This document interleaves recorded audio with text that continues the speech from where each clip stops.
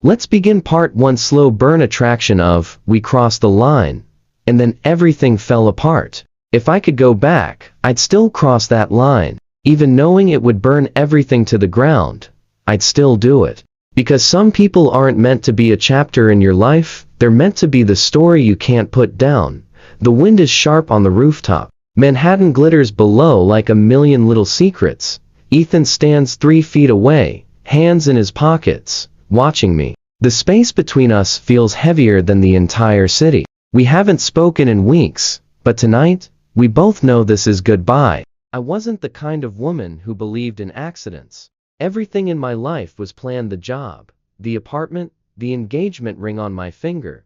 Ryan was safe, reliable. We'd been together for 5 years, and our lives fit neatly together like puzzle pieces. But lately, I'd started to notice the cracks, the silence over dinner, the way he barely looked up from his laptop when I came home.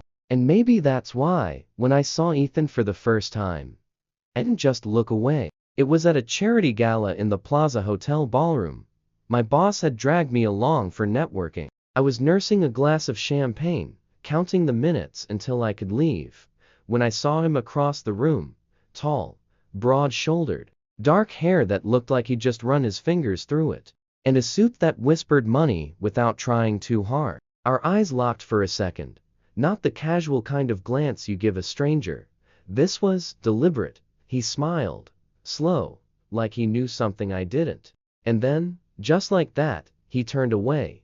The next morning, I was in line at a coffee shop, half awake, when a deep voice behind me said, "Black coffee, 2 sugars, and a blueberry muffin for the woman in front of me." It was him, Ethan Cole. We talked while waiting for our orders. Just small talk, but it felt charged. Every time he looked at me, it was like he was reading something in my eyes I didn't know was there. After that, I saw him everywhere: a bookstore on 5th Avenue, the elevator in my office building, even jogging in Central Park. Every time, he'd stop, smile, talk. It felt random, but part of me wondered if it really was. One night, we ended up at the same rooftop bar, the one where our story would begin and eventually end.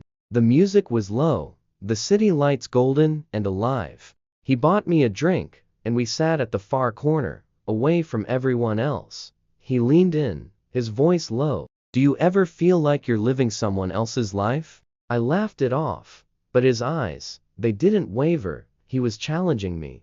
We talked for hours about music, travel, regrets.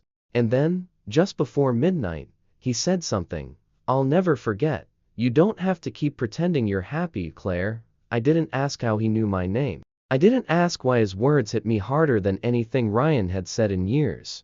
I just sat there, staring into the eyes of the man who would destroy me.